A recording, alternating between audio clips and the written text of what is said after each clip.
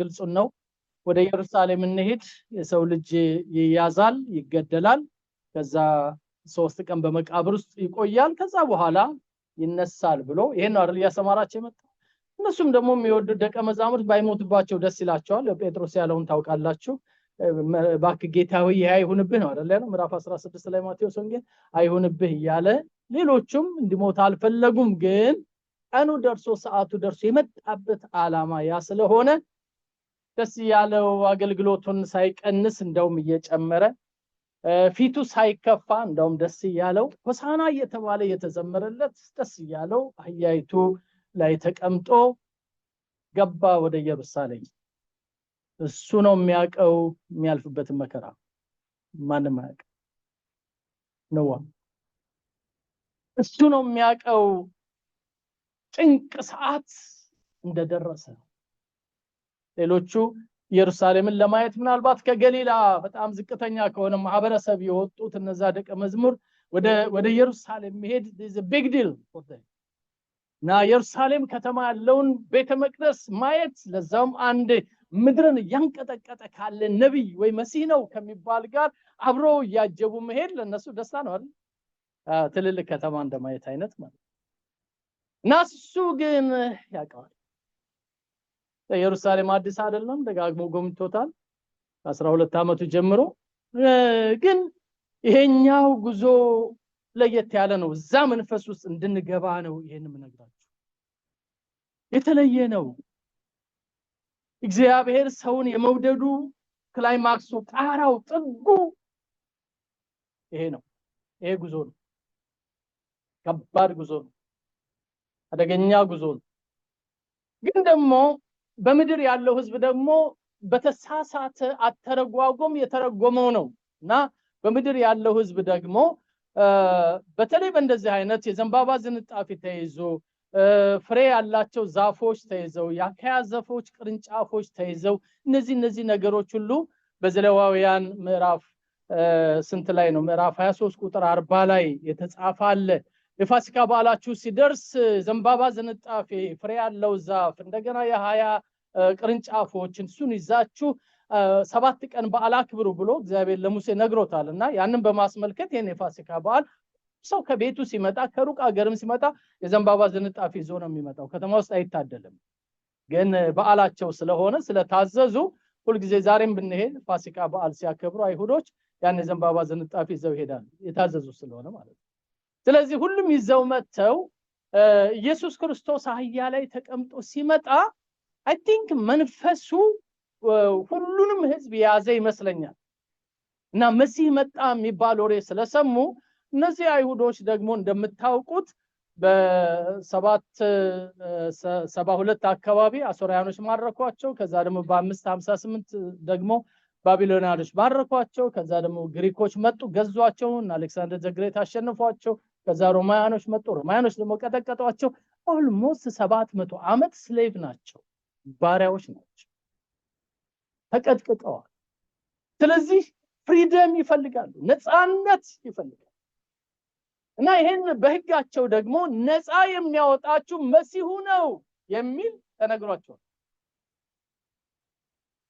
ይሄ መሲህ ካልመጣ ነፃ አትወጡም የሚል ተጽፏል ስለዚህ ንጉሳቸው በአህያ ላይ ሆኖ ይመጣል የሚል ዘካርያስ ተናግሯል እልል በሉ ደስ ይበላችሁ የሚል ተጽፏል ዘካርያስ 9:9 ካነበባችሁ እና ይሄ መሲህ እናንተን ዴሊቨር የሚያደርገው ይመጣል ስለተባለ ሲያዩት በአህያው ርንጭላ ላይ ሆኖ ነው የሚመጣው ሲመለከቱ ሲሰሙ ደግሞ ዛሉ በሙሉ መሲሁ ኢየሱስ መጣ የሚል ደግሞ ወሬ ተሰማ ስለዚህ ከተማው ሰው ግልብጥ አለና ሆሳዕና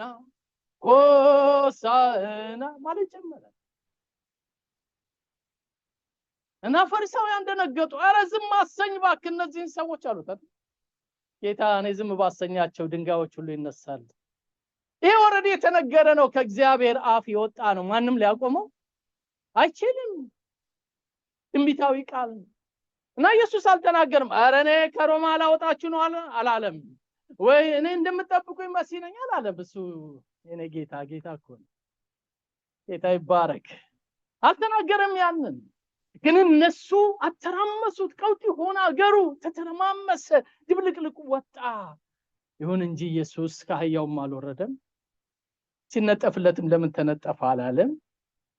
ቀኑን ሙሉ ሆሳዕና እየተባለ ተነገረ። ኢየሱስ ወደዚህ ከተማ ከመምጣቱ በፊት ያደረጋቸውን ጥቂት ነገሮች ለእናንተ እንደው ሂንት ለመስጠት ልናገር። ማቴዎስ ወንጌል ላይ እንደሚናገረው ወደ ኢየሩሳሌም ከመግባቱ በፊት በነበረው አገልግሎት መጨረሻ ላይ 2 አይነ ስውሮችን አግኝቶ አይናቸውን ከፍቶላቸዋል። ይሄም በኢየሩሳሌም ለነበሩ ሰዎች በጣም ተወርቷል። ማርቆስ ወንጌል ላይ ደግሞ እንደሚናገረው ልክ እንደዚሁ ከዚህ ኢንሲደንት በፊት ኢየሱስ ክርስቶስ የጤርሞስ ልጅ በርጦሎሜዎስን አግኝቶ ምን እንዳረግልህ ትወዳለህ ሲል አይኑን ከፍቶለታል። ይሄም ደግሞ ተወርቷል። ያኮ ከተወለደ ጀምሮ ውር የነበረ የሚለምን የነበረ አይኑ በራለት የሚለው ቀድሞ ወሬው ኢየሩሳሌም ደርሷል።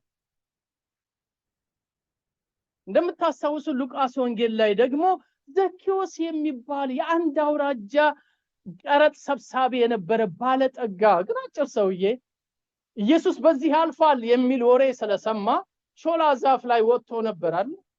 ከዛ ጌታ አለው ዘኬዎስ ና ውረድ፣ ዛሬ ባንተ ቤት ልሆን ይገባኛል ብሎት እዛ ቤት ገብቶ ለዚህ ቤት መዳን ሆነ ማለቱ ወሬው ተሰምቷል። ዘኬዎስም ወሬ ሰምቶ ነው የወጣው። መሲሁ እኮ በዚህ ይሄዳል ብሎት ነው አይደል ተብሎናል። በርጦሎሜዎስም ወሬ ሰምቶ ነው የዳዊት ልጅ በዚህ ያልፋል የሚል ወሬ ሰምተው ወደ ቢታንያ ሲደርስ ደግሞ ከሞት ያስነሳው አልዓዛር በዛ ነበር የሚኖረው። ምን 3 ኪሎ ሜትር ርቀት ከኢየሩሳሌም በጣም ቅርብ። ስለዚህ እዛ ደግሞ ጎራ አለ። ምክንያቱም እዛ አካባቢ ወሬ ተሰምቶ ነበር። ይሄ ኢየሱስ እኮ አልዓዛርን ከመቃብር አወጣው፣ ዳነ፣ ይሄው እኮ አልዓዛር መካከላችን ነው ብለው ነበርና ብዙ ሰዎች ከሞት የወጣውን አልዓዛርን ለማየት እንደገና ኢየሱስንም ለማየት ተሰብስበው ነበር።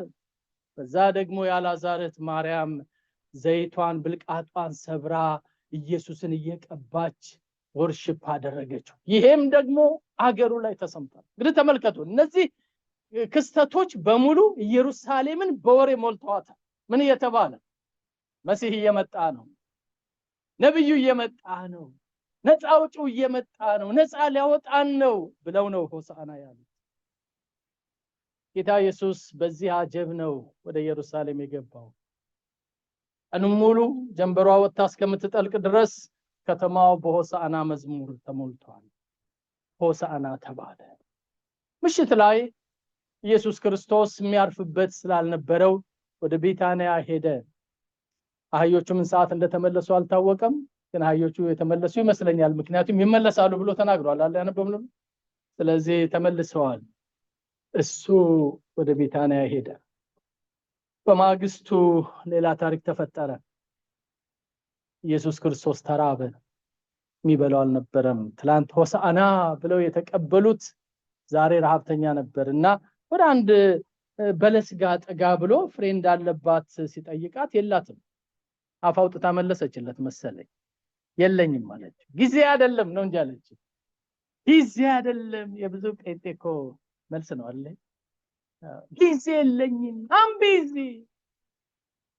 ለምን እኔ የለኝም ጊዜ። ለምን አጾም? ለምን ጊዜ እኮ የለም። ቢኖርም ያቺ በለስ እንደዛ ናት። ግን ጊዜ ይመጣልሻል አላላትም። ብዙ ሐሰተኛ ነቢያቶች እንደዛ ነው የሚተነብዩልን። ጊዜ ይመጣል፣ አይዞ ጠብቀው ይመጣል ምናምን ይሏቸዋል አለ ቀጠሮ። ጌታ ግን አሁን ነው የሚለው። አሜን። መታዘዝ አሁን፣ በፍሬ መገኘት አሁን፣ ፍሬ ያፈሩ መኖር መቼ? እስቲ ድገሙሉ ሁላችሁ። እስቲ በደንብ ተናገሩት። አሁን ጌታ ይባረክ። ናያትና ምንም ልታፈራ አልቻለችም። እሱ ደግሞ ተርቧል፣ ፈልጓል፣ አንድም ፍሬ የላትም እና ረገማት ይላል። the first time ከክርስቶስ ኢየሱስ አፍ የወጣ ፈርስ ያደረጋት ያችን በለስን። ሁልጊዜ የሚያስፈራኝ ነገር አንዱ ይሄ ነው። ኢንፋክት ማቴዎስ 21 ላይ ሌላም የሚናገረው አለ፣ ወደሱ አልገባም ዛሬ። ግን ያችን በለስ ረገማትና በማግስቱ ወይ ወደ ማታ ሲመለሱ በለሷ ምን ሆናለች? ደርቃለች። ጌታ ሆይ ስናልፍ ደህና ነበረች፣ አሁን ግን ደረቀች። እግዚአብሔር ፍሬ እንዲገኝብን ያደርጋል። ምን ሰዓት እንደሚመጣ ታውቃላችሁ? ምን ሰዓት እንደምትጠየቁ ታውቃላችሁ? ማንኛችንም ማናውቅ። ጌታ ልክ እንደዛ ነው ወደ ህይወታችን የሚጋበዘው። እኛ የእግዚአብሔር እርሻዎች ነን። እኛ የእግዚአብሔር ህንጻዎች ነን። እኛ የእግዚአብሔር መንፈስ ማደሪያ ቤተ መቅደሶች ነን። አሜን ትላላችሁ እዚህ ጉባኤ? አሜን። ፍሬ ይፈለግብናል ኤቭሪ ዴይ መንፈሳዊ ፍሬ። ገላትያ 5 የመንፈስ ፍሬ፣ የጽድቅ ፍሬ፣ የንስሐ ፍሬ እግዚአብሔር ያብዛልን። አሜን። ከመረገም ያድነን።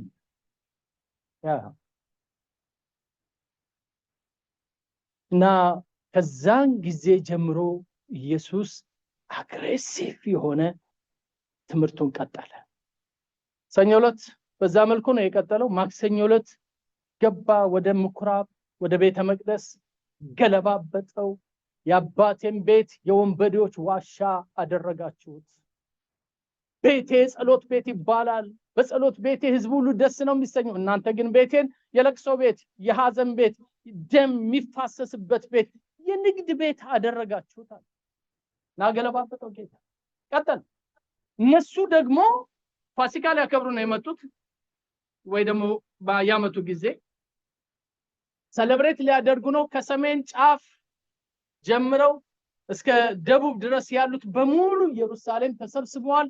ሁሉ ሰው ልብሱን ለብሷል፣ ዘንባባ ዝንጣፊ ይዟል፣ አትክልቱን ይዟል፣ የሰባት ቀን ቀለቡን ይዟል። በቃ በዛ ነው የመጡት። እሱ ደግሞ እዛ መካከል ሶሪ ለሱ መነገሩ ይሄ ትክክል ላይሆን ይችላል፣ ግን በቃ እንደተቆጣ ነብር እንደሆነ ደሙ እንደፈላ ካህን ሆኖ ይበጠብጠው ጀመረ። እና ጊዜ ጥግ ያዙ። የአይሁድ ሰንሃድር የሚባሉት ጉባኤ፣ ፈሪሳውያን የሚባሉ ሌሎችም ጸሐፍትና ሰዱቃውያን በየቦታቸው ሆነው መመካከር ጀመሩ። እንዴት እንያዘው? አበላሸብን እኮ ፋሲካችን፣ አበላሸብን እኮ። ገና ሲገባ በሳምንቱ የመጀመሪያው ቀን ጀምሮ ሆሳዕና ብሎ ሰው የኛም በዓል ትቶ እሱ ላይ ሆነ ትኩረቱ። ዝም አሰኝ ብንብለው ዝም አላሰኝም። እንዴት እንያዘው? መፍትሄ ፍለጋ ተጀመረ።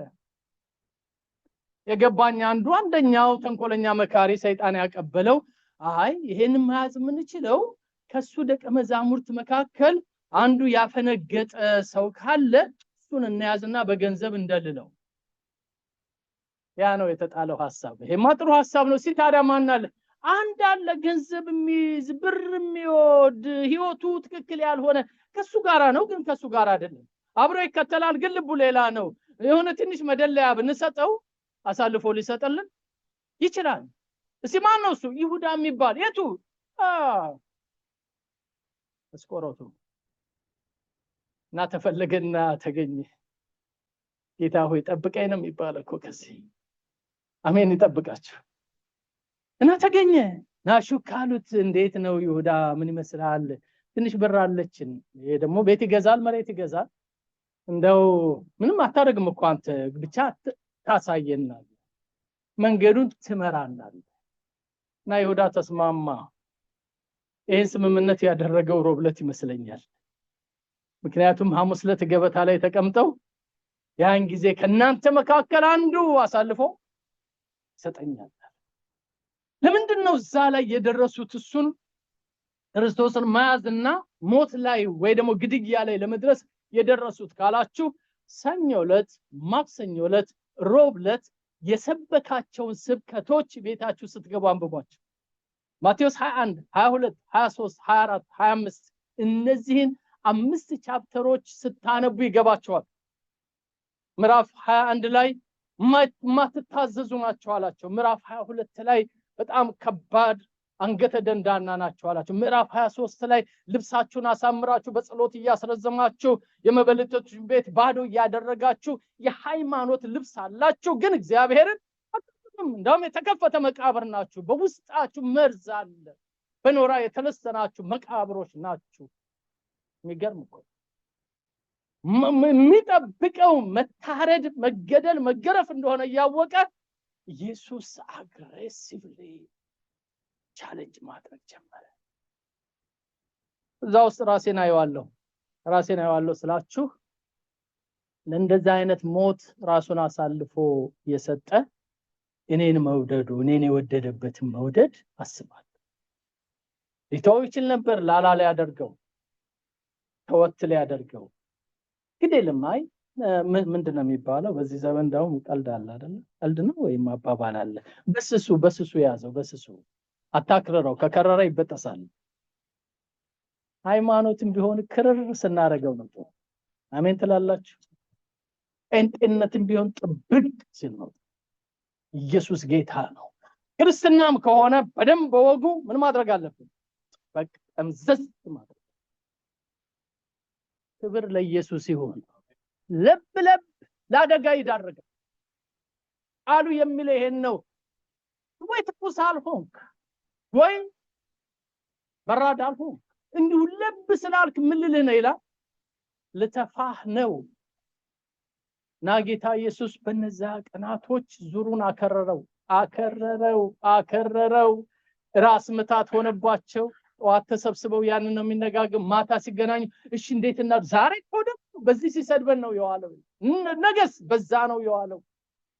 እና ሐሙስ ዕለት የደቀ መዛሙርቱን እግር አጠበ፣ ለሁሉም ነገራቸውና መጨረሻ ላይ በሉ እኔ እሄዳለሁ ወደ ጌቴሴማኒ የጸሎት ስፍራ፣ ከኔ ጋር የምትሄዱ ነው አለና ዮሐንስን ያዕቆብንና ጴጥሮስን ይዞ ሄደ።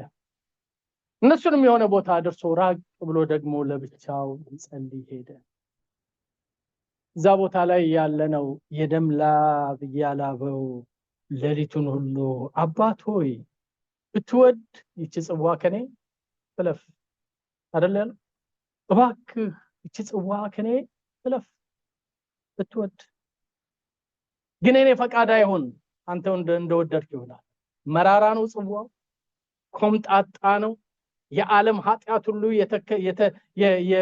ያለበት ካፕ ነው። ግን ኢየሱስ ፈቃደኛ ሆነ። እሺ ፈቃድ ይሁን ብሎ ብድግ አለ እና ወዲያውኑ መጡ። ይሁዳ ሳመው፣ ያዙት፣ ወደ ጲላጦስ ቤት ወሰዱት። ፍቅር እንደዚህ ያደርጋል። የተወደድንበት ፍቅር ትልቅ ነው ወገኖቼ፣ ከባድ ነው። እግዚአብሔር አምላክ ቢረዳን ልናስብ የሚገባን ይህን ድንቅ ፍቅር ነው። እግዚአብሔር የተባረከ ይሁን። በዚህ ሳምንት ምን እናስብ? በሕማማቱ ሳምንት ምን እናስብ? ምን እንስራ? ማሰብ ብቻ አይደለም። እንዴት ክርስትናን እንኑረው? በእነዚህ ሳምንታት ወገኖቼ ይህን ፍቅር እያሰብን ነፍሳችንን እንመግባት። እንደዚህ ነው እኮ የተወደድነው እንበል ለራሳችን። ክብር ለኢየሱስ ይሁን።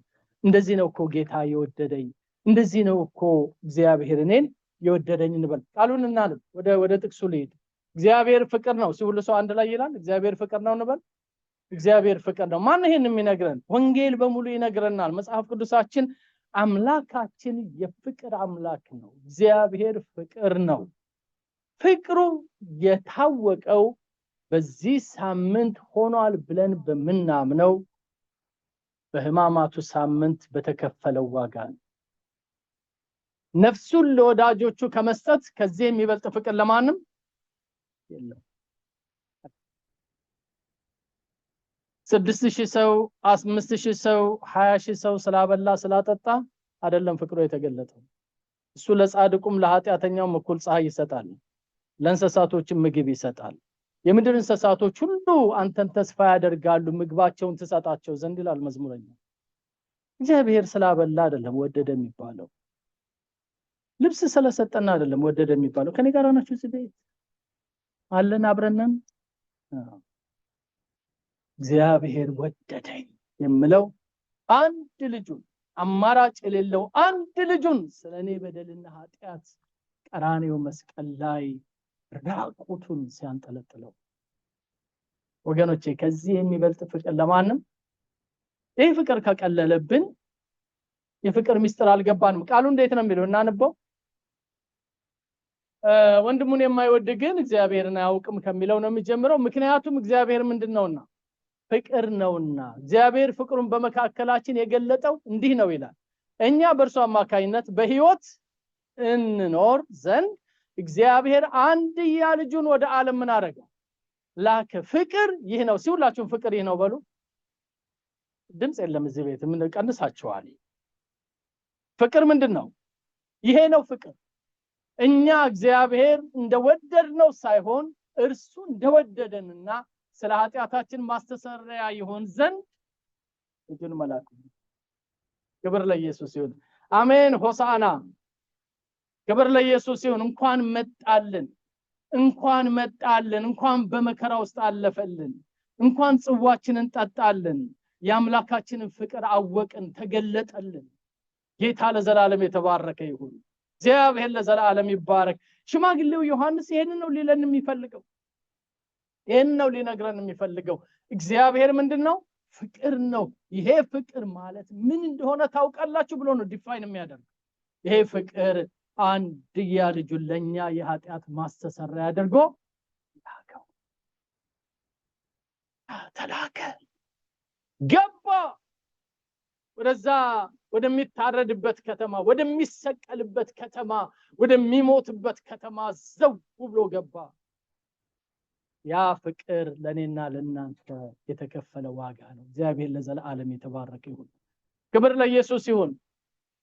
በእግዚአብሔር ኪዳን ውስጥ ሁሉ ጊዜ ፍቅር አለ። ሁላችንም እናውቃለን ይሄንን። ኪዳኖችን አሁን በዝርዝር ለመናገር ሊያስፈልገን ይችላል። ለምሳሌ አዳሚክ ኮቨናንት የምንለው አለ፣ ኖሃ ኮቨናንት የምንለው አለ፣ አብርሃም ኮቨናንት የምንለው አለ፣ ሞሴስ ኮቨናንት የምንለው አለ፣ ዴቪድ ኮቨናንት የምንለው አለ፣ እንደ ኒው ቴስተመንት ኮቨናንት አለ። እነዚህ ስድስቱ እንኳን በዋነኛነት የሚታወቁ ናቸው። ከዛ ያለፈ ደግሞ የአገልጋዮች የካህናት ኮቨናንት አለ፣ ፒስ ኮቨናንት አለ፣ የሶልት ኮቨናንት የጨው ቃል ኪዳን የሚባላል። መጽሐፍ ቅዱሳችን ላይ በጣም ብዙ ነው ቃል ኪዳን የምታዩት። ግን ሁሉ ቃል ኪዳን ውስጥ ብትመረምሩ ፍቅር አለ። እግዚአብሔር ይባረክ። ከእግዚአብሔር አፍ በሚወጡት ነገሮች ወይ ከኛ ጋር በሚያደርገው ተስፋዎችና ኪዳኖች ላይ ዋናው ሴንተር ፓርቱ ምንድነው ካላችሁ ፍቅር። እጃችሁ ራሳችሁ ላይ አድርጋችሁ እግዚአብሔር ይወደኛል ብትሉ እንዴት ደስ ይላል። አሜን። ማንም እሱ የሚወደንን ያክል ሊወደን የሚችል የለም። ኖ ዋን። እሱ ፍቅር ነው። ክብር ለጌታ ይሁን። ለዚህ ነው ዘዳግም ላይ ሲናገር እነዚህን ሕግጋት ብታዳምጥና በጥንቃቄ ብትጠብቃቸው አምላክ እግዚአብሔር ኤሎሂም ያህዌ ለአባቶች እንደማለላቸው ካንተ ጋር የገባውን የፍቅር ኪዳኑን ምን ይላል? ኮቨናንት ኦፍ ላቭ። እግዚአብሔር ከኛ ጋር የፍቅር ቃል ኪዳን አለው። ባይዘው እነዚህን ሐሳቦች ካያችኋቸው ብዙ ነው የምታገኙት። ነህምያ ሲጸልይ፣ ዳንኤል ሲጸልይ፣ ሁሉም ሲጸልዩ እባክህ እግዚአብሔር የፍቅር ቃል ኪዳንህን አስብልን ብለው ነው ከወደቁበት ቦታ እንኳን ሆነው የሚጮሁት። እግዚአብሔር የፍቅር አባት ነው። አምላካችን ፍቅር ነው።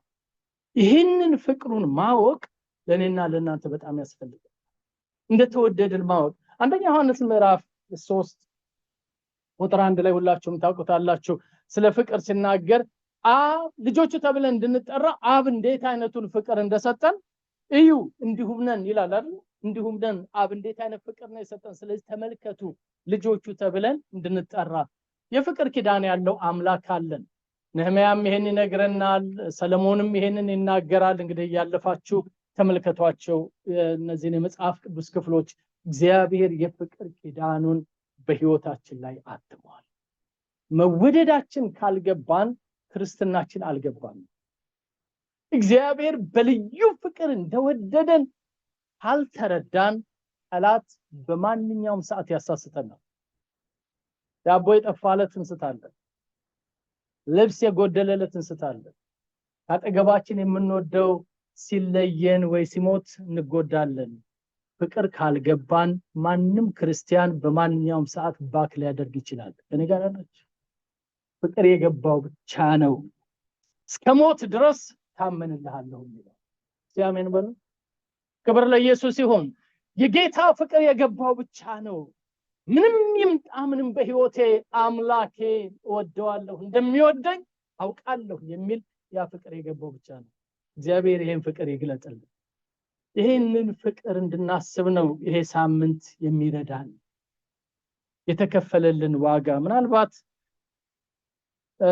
በየዓመቱ እንደዚህ አይነት ጊዜ ሲመጣ ኢስተርን አካባቢ የጉድ ፍራይዴይ ሲባል አንድ የምናየው ፊልም አለና አይደለ በእንግሊዘኛ እኔ ልጅ ሆኜ የማየው ነበር። እንዳሁኑ እንደ ፓሽን ኦፍ ክራይስት አይነት ሙቪ አልተሰራም፣ ግን ድሮ የስቅለቱ ምንድነው ፊልም ተብሎ ብላክ ኤንድ ዋይት ቴሌቪዥን የነበረ ጊዜ አርብ ምሽት ይታያና ቁጭ ብለን በአመት አንድ ጊዜ ጠብቀን እናያለን። እና ያ በልጅነት አእምሯችን ውስጥ ክርስቶስን እንድንወደው ፍቅር ውስጣችን አስቀመጠ። አሁን ደግሞ ቻናሉ ሁሉ ያወራል አይደል? እዚህ አንደኛውን ቀን ጊዜ ወሰዱና ከቤተሰቦቻችሁ ጋር ቁጭ ብላችሁ እዩት። ሲል አጥንታችሁ ውስጥ ሰርስሮ የሚገባ ኃይል አለ። ክብር ለኢየሱስ ይሁን። እንባ እንድናነባ የሚያደርግ አረ በደለኛ ነኝ እንደዚህ ነው እንደ ተገረፍክልኝ የሚያስብል ለኔ ለኃጢአተኛው ይሄ ሁሉ ጅራፍ ላይ አለፈ እንድንል የሚያደርግ ወገኖቼ እግዚአብሔር ማስተዋል ይስጠን። በጣም ነው የተወደድነው በእግዚአብሔር ሐሳብ ውስጥ። መወደዳችንን ማንም ደግሞ ከኛ ሊወስድብን አይችልም። ስለዚህ ነው እግዚአብሔር ምንድነው እንላለን? ፍቅር ነው። ሲውላችሁ እግዚአብሔር ፍቅር ነው እንበል። እግዚአብሔር ሲድገሙና እንበለው እግዚአብሔር ፍቅር ነው። እግዚአብሔር ፍቅር ነው። ጌታ ለዘላለም የተባረከ ይሁን። ሁላችንንም ይወደናል። ማይወደድ አለ እንዴ? እግዚአብሔር የፍቅር ምላሽ አላገኘ ሊሆን ይችላል እንጂ ሁሉንም ነው የሚወደው። ለሁላችንም የተገለጠው የመስቀሉ ፍቅር በመስዋዕትነት ነው። ይሄንን ፍቅር ኮንሲደር እንድናደርግ እግዚአብሔር ይፈልጋል። ጥቂት ነጥቦችን ልናገር። ኦኬ እግዚአብሔር ፍቅር ነው ካልን እኛስ ምን እንሆን ከተባለ እኛም የፍቅር ልጆች እንሆን። ጌታ ለዘላለም የተባረከ ይሁን። ያንን ፍቅር እንለማመደው። እግዚአብሔርን ባህሪ አንዱ ማወቃችን የሚጠቅመን ለምንድነው? አባቴ ፍቅር ከሆነ እኔም ምን መሆን አለብኝ እንላለን? ፍቅር መሆን። እሱ ጸብ ጥላቻ ማያ ከሆነ እኔ ጸብና ጥላቻ ሰፈር ምን አደርጋለሁ? እሱ ቂመኛ አምላክ ካልሆነ እኔ ቂም ሰፈር ምን አደርጋለሁ? እሱ ድሃውንም ምስኪኑንም የወደቀውንም የተጣለውንም የታመመውንም እቅፍ አድርጎ እጁን ዘርግቶ የሚይዝ ከሆነ እኔ ለምንድነው partially accept the other one is reject ማለት? who am I? አሜን። ክብር ለኢየሱስ ይሁን። ሲበደም አሜን በሉልኝ። ያኛውን ደግፍ ይሄኛውን አፍርድም የማስግጥበት who am I? ማንነኝ? እንደዛ በሆን ኖሮ እኔ ተርፍ ነበር እንዴ? አንቺ ትተርፊ ነበር ወይስ አንተ ትተርፍ ነበር? ነው እሱ ለሰው ዘር ሳያዳላ ለግሪኩም ለአሕዛቡም ለይሁዱም ለስኩቲክሱም ለባሪያውም ለጨዋውም እጁን ዘረጋ። እወዳችኋለሁ። አሜን። ለዚህ ነው ዮሐንስ የሚለን እርሱ እንደወደደን እርስ በራሳችን ምን እንበል ነው የሚለው? እንዋደድ። እርሱ እንደወደደን ልድገመው። እርሱ እንደወደደሽ እኔ እሱ እንደወደደኝ አንድነት መውደድ አለብን። እሱ እንደወደደኝ ናቲ መውደድ አለብን። ምን ምርጫ አለኝ? ሲያጠግባችሁ ላለው ሰው ምን ምርጫ አለ ብሎ ነው ጠይቁልኝ። ግድ የለም አይዟችሁ። አንዳንዶቻችሁ ባልና ሚስት ናችሁ፣ ተነጋገሩ። ግድ የለም ጓደኛሞች ናችሁ፣ አትተፋፈሩም ብዬ ነው። ምን ምርጫ አለን እንደ ሌላ የማን ልጅ ሆነን ምን ባህሪና በቀላለን? ሌላ ችግር ካለ ይሄ ጉባኤ አለች፣ ቤተክርስቲያን አለች፣ እጅ ጭነን እናለቅሳለን። እግዚአብሔር ሆይ የእህቴን ልብ ቀይር፣ የወንድሜን ልብ ቀይር፣ ሐሳቡን ቀይር፣ አስተምረው፣ ምከረው፣ ወደ ሐሳብ ምራው ብለን እንጮሃለን። አሜን። ስጠፋ ያያችሁ ዝም አትሉኝም። ልጸልዩልኝ ይገባል። ቂመኛ ስሆን ከፍቅር ስጎድል ወይ ደግሞ የአባቴን መልክ አበላሽቼ የራሴን ኢሜጅ ስገነባ ስታዩኝ አራራራ ኖ ፓስተሩ ትክክል አይደለም የሚሄደው ጾም ጸሎትና ስንጸልይ ምነው ዝም አላችሁ? አሜን። ሰው ሆኖ የማይደክም የለም። ግን በድካማችን ደግሞ አልቃም ሊገቡ ወንድሞች ሊኖሩን ይገባል። ወገኖቼ ሀብታም ላንሆን እንችላለን። ይዳዝማተ ብዙ ገንዘብ ኖሮን ለሰው ላንሰጥ እንችላለን። አይቆጠርብንም እሱ። ፍቅር መስጠት ካልቻልን ግን በጣም ትልቅ ጥያቄ ምልክት ውስጥ ያለነው። ከኔ ጋር ናችሁ? የማንበደረው ከሰው ጋር ማናመጣው እንዲሁ ከላይ ሁሉ ሰው የፈሰሰ ይበለልባታችሁ። ተመልከቱ ምንድነው የሚለው ሮሜ ምዕራፍ 5 ይህም ተስፋ ለእረፍት አይዳርገንም ካለ በኋላ እግዚአብሔር በሰጠን በመንፈስ ቅዱስ በልባችን ምን አረገው? ገዛ ነው እንዴ? ተበደር ነው? ምንድነው የሚለው? አፈሰሰው። የፈሰሰ ነገር እኮ ኦቨርዌልምድ እኮ ነው የሚያደርገው። ኦቨርፍሎ እኮ ነው የሚያደርገው አይደል እንዴ? ያ ጌታ ይረዳናል። ላይ ለውጥ አይናገረንም። ላይ ቀይር ቃሉን አያም። ክብር ለኢየሱስ ይሁን። የሚሰራው ነገር አለ ቀንና ሌሊት። አይ ቢሊቭ አምናለሁ። የአምላኬን ባህሪ ሳጠና እግዚአብሔር የሚሰራቸው ነገሮች እንዳሉ አውቃለሁ። ሂዝ ኦን ላቭ በልባችን ላይ ያፈሰሰው ኖት ሰምበዲስ ላቭ። ሪሊጂየስ ሊደሮች ያላቸውን ፍቅር አይደለም ያፈሰሰው አይደል እንደሚለው። የማን ፍቅር ነው የሚለው? ልመለስ ወደ ኋላ የሚለው ራሱን ዲሞንስትሬት ያደረገው ሂዝ ኦን ላቭ የሱን ፍቅር። ይህም እግዚአብሔር ለኛ ያለውን የራሱን ፍቅር። እግዚአብሔር ለዘላለም የተባረከ ይሁን። ተወዳቸዋል። አሜን። ከመታወቅ በላይ የሆነ ፍቅር ነው። ኤፌሶንን እናነባዋለን። ስፋቱ፣ ርዝመቱ፣ ጥልቀቱ፣ ከፍታው ምንም ሊታወቅ ከሚቻለው በላይ ቢዮንድ አወር ኢማጂኔሽን የሆነ የጌታ ፍቅር ውስጥ ገብተን ነው እየዋኘን ያለን። ማለዳ ሙሉ ነው ፍቅሩ፣ ረፋዱ ላይ ሙሉ ነው ፍቅሩ፣ ሲመሽ ሙሉ ነው ፍቅሩ። ምን አይነት ፍቅር! አጋፔ የሆነ ፍቅር፣ ሳክሪፊሻል በመስዋዕትነት የሆነ ፍቅር። እነዚህን የፍቅር አይነቶች ብናያቸው ደስ ባለኝ። የሐዋርያው ባርኮትና ጸሎት እንደዚህ ነው። ጌታ ልባችሁን ወደ እግዚአብሔር ፍቅርና ወደ ክርስቶስ ጽናት ይምራው ይላል። እንደቀድሙ ተነጋገሩ። አሁንም እስኪ ይምራህ በሉት። ወዴት? ወደዚህ ፍቅር በሉ ሊባካችሁ። እኔም ልበላችሁ። አሜን። የተሰወረ ሀብት ወዳለበት አላለም ጳውሎስ፣ አላለም። ያለው ወዴት ነው? ወደ እግዚአብሔር ፍቅር። ጌታ ልባችሁን ይምራው። ይሄን ሳምንት እኔ እንደዛ ነው ዴዲኬት እንድናደርግ የምፈልገው በራሴ። ወደዛ ፍቅር ልባችንን ይምራው። እሱ በተሰቃየበት ሳምንት ለምንድን ነው የተሰቃየው ብለን እናስብ። የተሰቃየው ያንን ፍቅር ለመግለጥ ነው። እግዚአብሔር ይባረክ። ክብር ለኢየሱስ ይሁን። አሜን። ደስ አይልም? የጌታ ፍቅር ደስ አይልም? ያቆመን እሱ ነው፣ ያጸናን እሱ ነው፣ ሕያው ያረገን እሱ ነው። ወገኖቼ በእግዚአብሔር ቤት እንድንቆም ያደረገን ይሄ ፍቅር ነው። ከግራ ከቀኝ እንደሚወረወሩት ፍላጻዎች ቢሆን ኖሮ ዛሬ ማንኛችንም ቤት ባልቆመን። ግን ትንሽ እዚህ ጋር ውንድድ ሆነን ስንመጣ ፍቅሩ ይመጣና ደገፍ ያደርገናል። እዛኛው አካባቢ ሄደን ትንሽ ቆሳስለን ስንመጣ ምንድነው ይሄ ነገር ብለን ስንል ሌሊቱን ይመጣና ያፈሰዋል። እንደገና ሰው ወዳድ እንሆናለን። ክብር ለኢየሱስ ይሁን። እንደዛ ያደረገ ነው ጌታ ያቆመን። ይሄንን ቃል በጣም ወደዋለሁ። ኢሳይያስ 54:10 ላይ ላንቺ ያሳየሁት ፍቅር ፈጽሞ አይወገድም። እግዚአብሔር እንደዛ አይነት አምላክ ነው። እግዚአብሔር ለዘላለም የተባረከ ይሁን። ሙሉ ነው የጌታ ፍቅር ወገኖቼ፣ ሙሉ ነው የአምላካችን ፍቅር። አሜን። ክብር ለኢየሱስ ይሁን። በምድሪቱ ላይ የጠፋው ምንድነው ካላችሁ ሆሴ እንደዚህ ይላል። ሆሴ በዚህ ሌላ ጊዜ መጣበታለሁ። በሆሴ 14 ምዕራፎች አሉት። ልክ እንደ ዘካርያስ መጽሐፍ ብሉይ ኪዳን ከጥቃቅን ደቂቃኖች ነቢያቶች መካከል ሰፊ ቻፕተር ያላቸው ትንቢተ ዘካርያስ እና ትንቢተ ሆሴ ናቸው። እና በእነዚህ 14 ምዕራፎች ውስጥ ከ38 ጊዜ በላይ ስለ ፍቅር ይናገራል። የሆሴ መጽሐፍ ለማንበብ እድል ካገኛችሁ ኤኒ ታይም አንብቡት። የመጀመሪያ ሲጀምር ስለ ፍቅር ነው የሚናገር።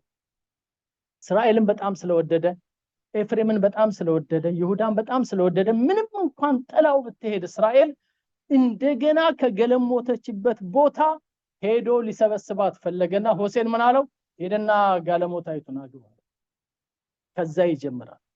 ከዛ ጀምሮ እስከ ምዕራፍ 14 ድረስ በቃ ስለ አንዳንድ ጊዜማ አባብላታለሁ ወደ ምድረ በዳ ወስዳታለሁ በዛም ለልቧ እናገራት። በጣም ይገርመኛል። በቃ ድራማቲክ የሆነ ነገር ነው። የእግዚአብሔር ቃል ሶ ስዊት ጌታ ይባረክ። እና ስለ ፍቅር ነው የሚናገረው። እና አንዱ ጠፋ የሚለው እግዚአብሔር ምዕራፍ 4 ላይ ከዚህ በፊት አንብበነዋል። ምን ይላል? በምድሪቱ በምትኖሩ በእናንተ ላይ እግዚአብሔር የሚያቀርበው ክስ አለ። እግዚአብሔር የሚያቀርበው ምን አለ? ምን ነው ዝም አላችሁ? አለው ሙግት አለው እግዚአብሔር። ምንድነው ሙግቱ የሚለው? እናንተም እስራኤላውያን ይሄንን የእግዚአብሔርን ቃል ስሙ ይልና ቁጥር 1 ምትላለች። አንደኛ ምን የለም ይላል? ታማኝነት የለም። 2 3 ይገርም እኮ እነዚህ 3 ነገሮች ስለሌሉ እግዚአብሔር ከናንተ ጋር ምን አለው? ሙግት አለው ወይ ደግሞ ከሷችኋል፣ ችሎት ትቀርባላችሁ። ከነዚህ መካከል አንዱ ሴንትራል ፓርቱ ብለን ያልነው ምንድነው? ምን የለም ነው የሚለው? ፍቅር የለም። እኔ በህዝቤ መካከል እንደሱ ያለ ይመስለኛል። በድንበር ስንጣላ፣ በከለር ስንጣላ፣ በገንዘብ ስንጣላ፣ በዘር ስንጣላ የፍቅር መኖር ምልክት ነው እንዴ? ነው እንዴ? እግዚአብሔር እየሞገተን ያለ ይመስለኛል። ግን ያ ፍቅር ከኛ ቤት ነው የሚወጣው፣ ከኛ ከክርስቲያኖች ነው የሚወጣው። አሜን። ክብር ለኢየሱስ ይሁን። እዚህ ያለን ባክግራውንዳችን የተለያየ ነው፣ ግን እንድንዋደድ እግዚአብሔር ይፈልጋል። አንድ ሆነን እንድንቆም እግዚአብሔር ይፈልጋል። እንድንተዛዘን ይፈልጋል።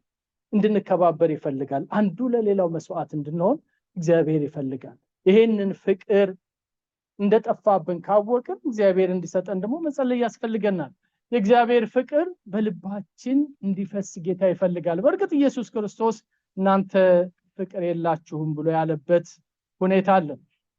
አልሄድ ከዚህ በላይ ሰዓት እንጨርሻለሁ። በቀጥል ግን ደስ ባለኝ በተለይ 4ቱን የፍቅር አይነቶች ብናያቸው በጣም ደስ ባለኝ። ግን ትልቁ እግዚአብሔር እኔና እናንተን አጋፔ በሆነ ፍቅር ወዶናል። ወደዚህ መስቀል ሲሄድ የሾህ አክሊሉን ሲያጠልቅ ጎኑን ለጦር እጁን ለችንክራት ጀርባውን ለግርፋት ሲሰጥ አጋፔ የሆነው ፍቅር አስገድዶት ነው። ምንም አድርገንለት አይደለም። በሱ ዙፋን ዙሪያ በመኖራችን የተለየ ክብር የምንጨምርለት አይደለም፣ ስለወደደን ነው። ወገኖች መወደዳችን አልገባን ኤኒ ታይም ቻሌንጅ ይመጣል በህይወታችን፣ በመንፈሳዊ ህይወታችን ላይ። እግዚአብሔር እንደወደደን እሱንም እንወድ ያደርገን። እግዚአብሔር እንደወደደን እርስ በራሳችን እንዋደድ ያደርገን። እንቁምና እንጸልይ። ሃሌሉያ። በእነዚህ በህማማቱ ሰሞን ልናስብ የሚገቡን ነገሮች አሉ።